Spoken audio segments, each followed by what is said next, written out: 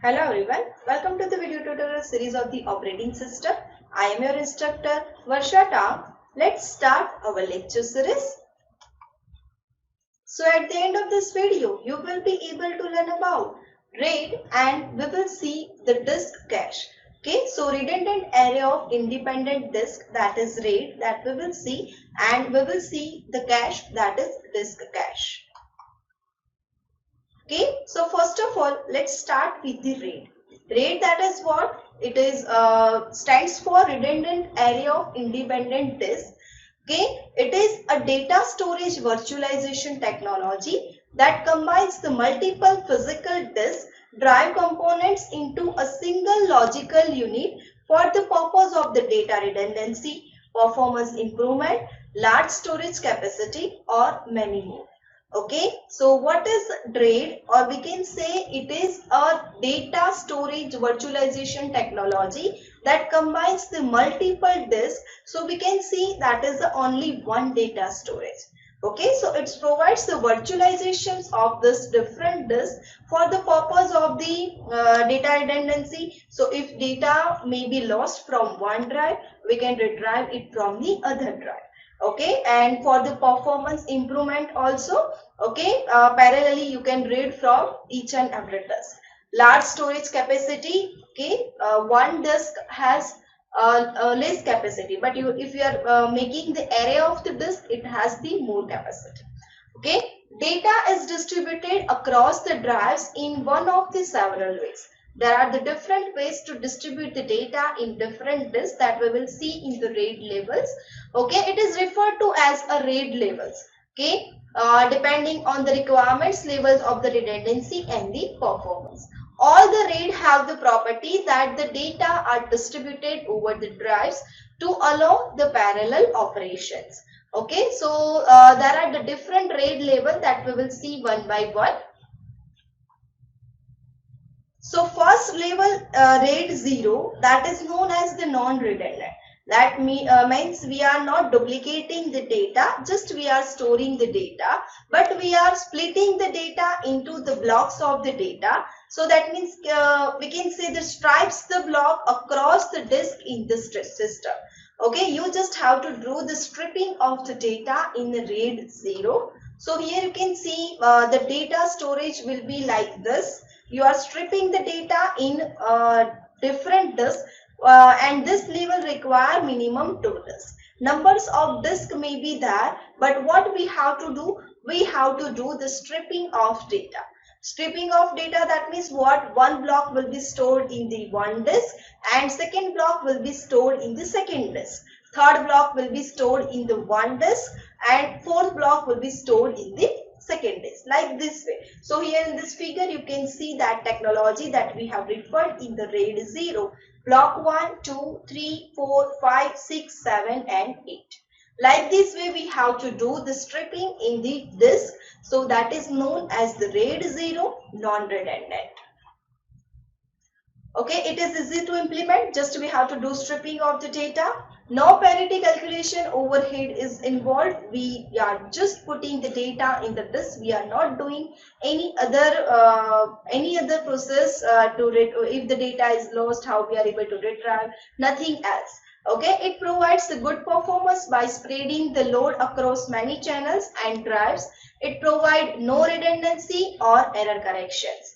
Not true RAID because there is no fault tolerance capability. The failure of just one drive will result in the data in array is being lost. Okay, it requires minimum 2 drives to implement. So this is all about the RAID 0. Now next one is the RAID 1. Okay, so it RAID 1, that is a mirror. That the disadvantage of RAID 0 that is overcome in the RAID 0 or RAID 1. A complete file is stored on a single disk and second disk contain the exact copy of the file, as RAID 1 is a mirror.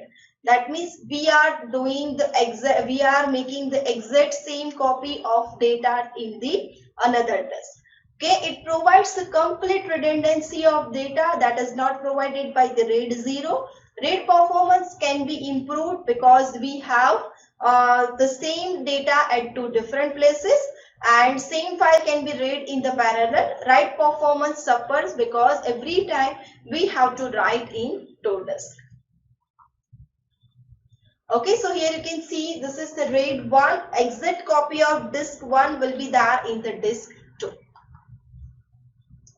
It is the most expensive RAID application. Suppose you have the 50 disk, then you require more 50 disks to duplicate the data.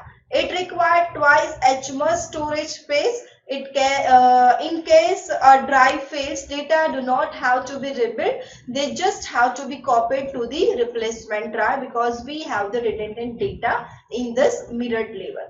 The main disadvantage is that the effective storage capacity is only half of the total drive capacity because all the data get written twice. Now next is a RAID 2. RAID 2, that is redundancy through Hamming code. Okay, it strips the data at a bit level rather than the block level.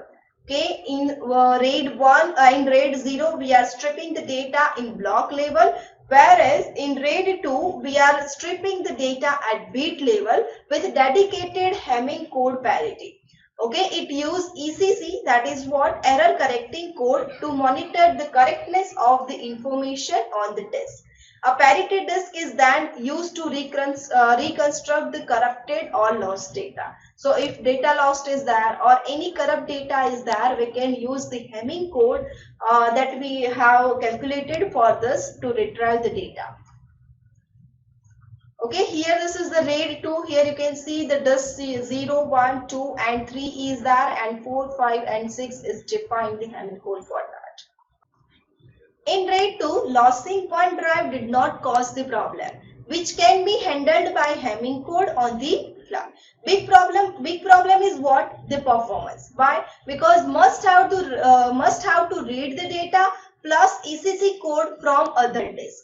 For the write, must have to modify the data, ECC and parity disk. Why? Because whatever the data you are going to modify, you have to calculate its parity again and you have to calculate its ECC code again. That's why it has the performance problem.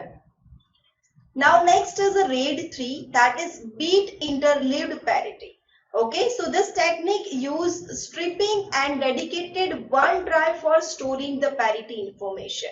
Here the single parity bit is computed for each data word and returned to the parity drive.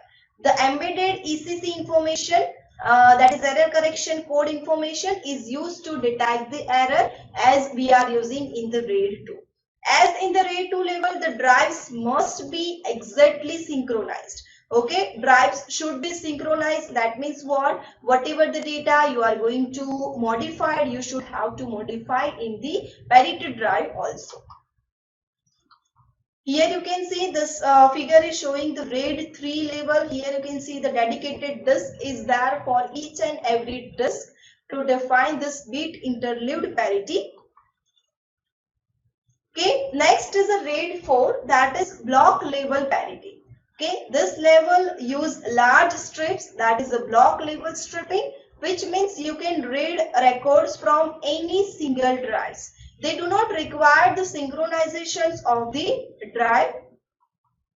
So here you can see these are the different disks is there, and this 3 is for the block level parity. So here in the RAID 3 we are doing the bit level parity. So each and every disk should be synchronized, but here from any disk you can read the data because it is a block level stripping is there in the level 4.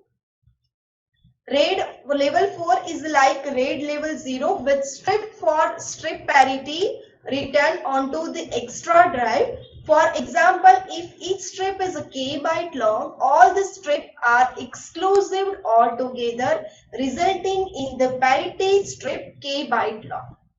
Okay, so whatever the size of the block, that will be the size of the parity block disk drive. Okay, what we have to do, whatever the number of disk is there, we just have to XOR that all the disk drive, this drives data, and we have to store this result into this block drive, this disk drive in which this parity block is stored. If a drive crashes, the lost bytes can be recomputed from the parity drive by reading the entire set of the drive. But here it creates the heavy load on the parity drive.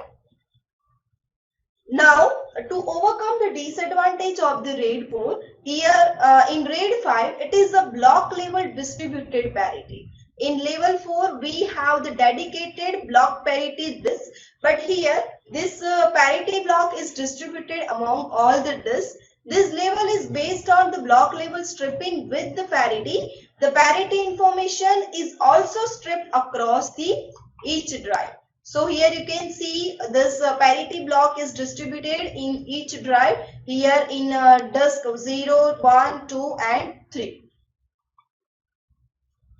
Okay, so as with RAID level 4, there is a heavy load in the disk parity drive. It may become the bottleneck. So this bottleneck can be eliminated in the RAID level 5 by distributing the parity bits uniformly over all the drives. Okay, RAID 6 is what? Dual redundancy.